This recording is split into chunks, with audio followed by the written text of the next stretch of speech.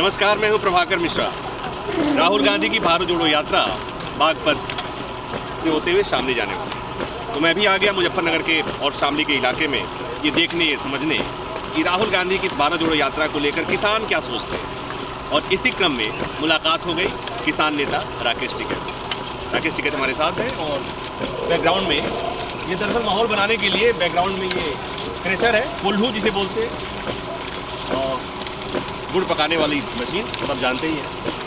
तो यहाँ मुझे लगा कि बैकग्राउंड ठीक ठाक होगा, इसलिए मैंने कहा कि टिकैत साहब से कहा कि यहीं पर बात करते हैं। टिकैत साहब, स्वागत है आपका। हाँ जी, धन्यवाद। ये गन्ने के किसान परेशान हैं, भुगतान नहीं हो रहा है, पिछले साल का ही भुगतान ना हो। तो किसान परेशान है और किसान नेताओं को कोई परेशानी नहीं है। नहीं, हम भी तो किसान ही हैं। किसान नेता तो बाद में है, पहले किसान है।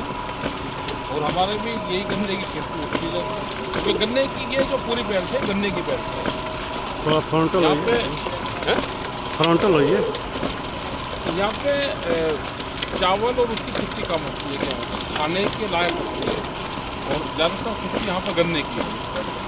अगर सामने साइड में जो क्षेत्र में जाओगे थाना भवन, वहाँ पे वेजिटेबल्स बेल्ट है। जिस बेल्ट में हम है ये गन्ने की पूरी बेल्ट है। तो यही मैं कह रहा हूँ, आपका घर जिस इलाके में है गन्ने का बेल्ट है, आपके आसपास गन्ने के किसान हैं और सब किसान गन्ने के किसान परेशान हैं क्योंकि गन्ने के मिल भुगतान नहीं करते हैं। सबसे एक चीज़, जितने किसानों से मिलो सबसे यही बात कहते हैं। अब कुछ फैक्ट्रियों का ठीक भुगतान हो रहा है और कुछ फैक्ट्रियाँ हैं कि जो पिछले साल का भी पैसा है। ऐसा क्यों हो रहा है? अब जैसे बजाज और मोदी ग्रुप है, बजाज ग्रुप, ये भुगतान करने में लेट हुए। तो दूसरी और फैक्ट्रियाँ हैं वो 8, 10 दिन, 15 दिन में भुगतान करते हैं। तो वही मेरा सवाल है कि जो भुगतान करने में लेट करती है वो किसान संगठनों से नहीं डरती, किसान नेताओं से नहीं डरती, वो सरकार से भी नहीं डरती। वही जिम्मेदार तो सरकार की है। हम आंदोलन कर सकते हैं, अपनी बात कर सकते हैं, लेकिन वो नहीं कर रहे तो क्या करा जाए। हम धरने प्रदर्शन सब करते हैं। जैसे कल उत्तराखंड में एक बार वहाँ पे हरियाणा के किसानों का गन्ना वहाँ 5 साल से रुपया हुआ, लोगों ने वहाँ धरने दिए और दरअसल वहाँ पे कुछ ज़्यादा आवाज़ से आने लगी। क्या हो गया? अरे हल्का हल्का लगा ले। कभी कभी हो जाता है कहीं। हल्का हल्का लगा ले, थोड़ा थोड़ा लगा ले। ये सब जो चीज़ें हैं ना, हाँ, ये सिस्टम है। सिस्टम है, कई बार सिस्टम अटक जाता है। अटक जाता है। तो सिस्टम अटकता गया था। तो एक बात बताइए, ये तो हो गई कि गन्ना किसान की समस्या, कहीं पर्ची नहीं मिल रही है, कहीं भुगतान की समस्या है। एक और समस्या आवारा पशुओं की समस्या। आवारा पशुओं की बड़ी समस्या आज की तारीख में हो रही है।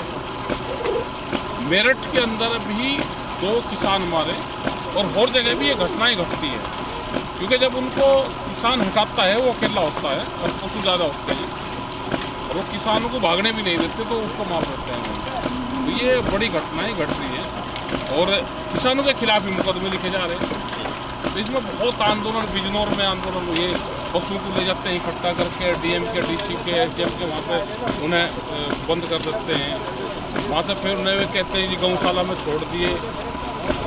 तो यही एक क्रम चल रहा है। वे गौशाला में छोटे हुए फिर बाहर आ जा, वे फिर तो एक गौशाला। बात बताइए, आप किसान नेता हैं, आपने कभी सरकार से बात की? नहीं, सरकार तो 2 साल से हमें मिली नहीं कहाँ है। नहीं, लखनऊ में योगी जी बैठे हैं। नहीं, वो बात नहीं करते, किसानों से कोई बात नहीं करते। आपसे भी बात नहीं करते? नहीं, हम भी तो किसान हैं। अब वो कोई किसानों से बात नहीं करते।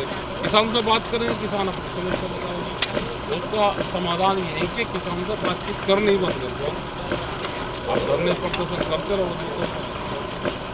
अच्छा, एक और बात बताइए, 2022 बीत गया, हाँ, किसानों की आमदनी बढ़ गई, खर्चे बढ़ेंगे, देश में महंगाई बढ़ेगी, किसान भी आम लोगों की तरह आमदनी तो नहीं बढ़ी लेकिन किसान के खर्चे ज़्यादा। ये जो सरकार बोलती है आप उसका उल्टा मान लो। ये कहेंगे कि आमदनी बढ़ेगी, तो ये मान लो कि खर्चे बढ़ेंगे। कोई ना कोई पॉलिसी ऐसी लेकर आएंगे कि जिससे खर्चे बढ़ेंगे,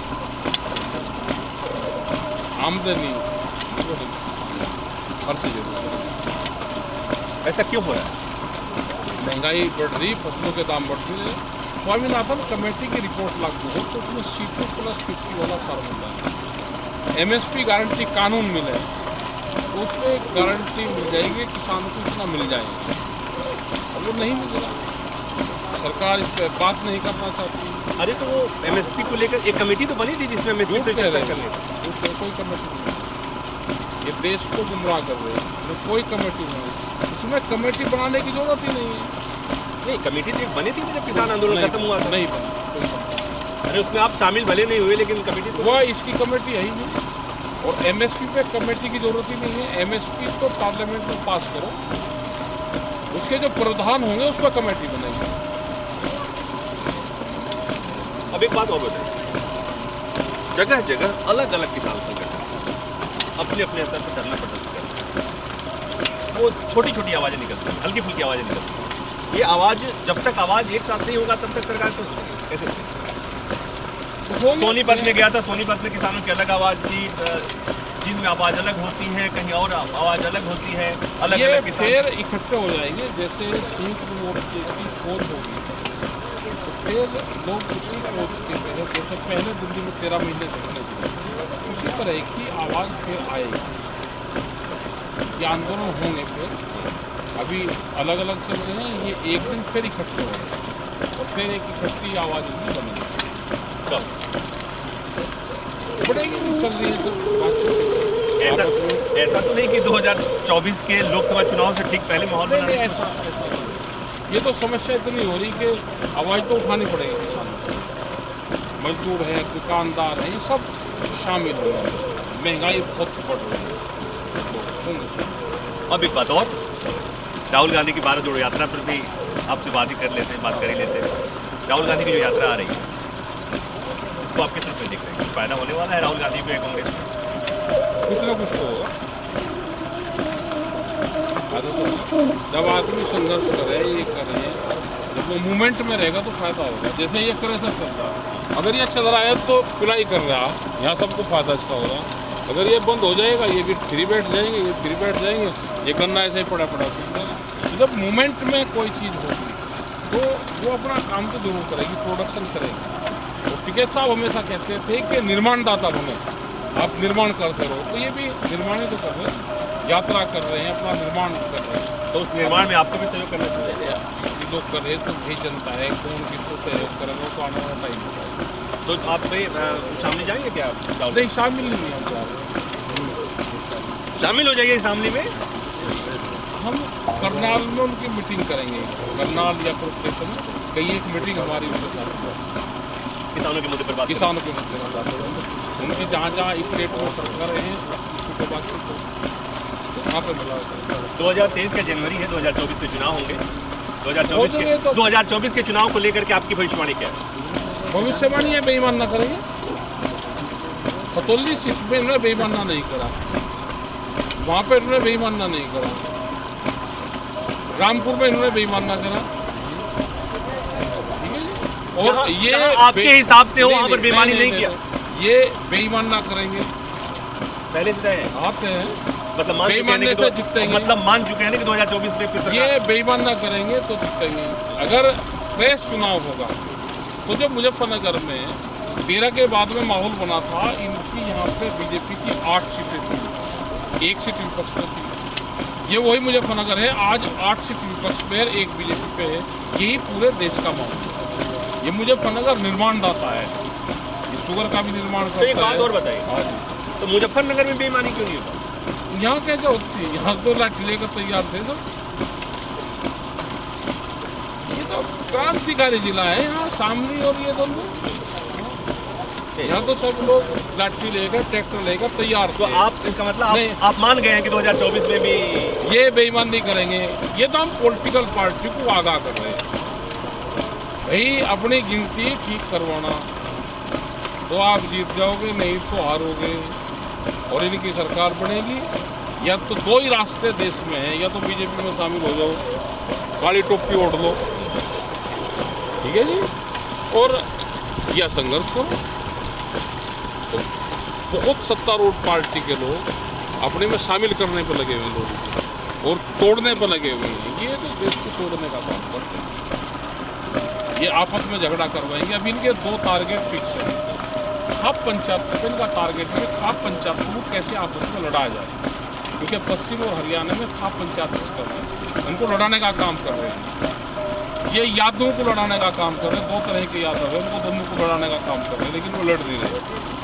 ये किसान संगठन को तोड़ने का काम कर रहे हैं, ये पॉलिटिकल पार्टी को तोड़ने का किसान संगठन तो टूट रहे हैं, हाथ टूटे। ये नया एसकेएम बनवाएंगे, नए सरकारी संगठन बनवाएंगे, देश काम तो लगे हुए तोड़ फोड़ करने वाले लोग। तो आपको बचाइए, आपको तो बचाना चाहिए। नहीं, हम तो लगे रहे, हम तो बचाने में तो लगे रुकता। तो राहुल गांधी भारत जोड़ो यात्रा भारत तोड़ने से बचाने की कोशिश कर रहे हैं और राकेश टिकैत किसान संगठनों को तोड़ने से बचाने की कोशिश कर रहे हाँ, हम तो लगे भाई बचे। हैं। तो फिलहाल बस इतना ही। मेरे आसपास का माहौल देख लीजिए, गन्ना देखिए, और उधर गुड़ पक रहा है, अच्छी से खुशबू आ रही है, सुगंध महसूस कर रहा हूँ। और ये भी कि गन्ना बेल्ट पे राहुल गांधी की यात्रा, उस यात्रा की वाइब्रेशंस है, उसे ही महसूस कर रहा हूँ। फिलहाल इतना ही। उमेश वीडियो बना रहे हैं, उम्मीद है ये वीडियो आपको पसंद है।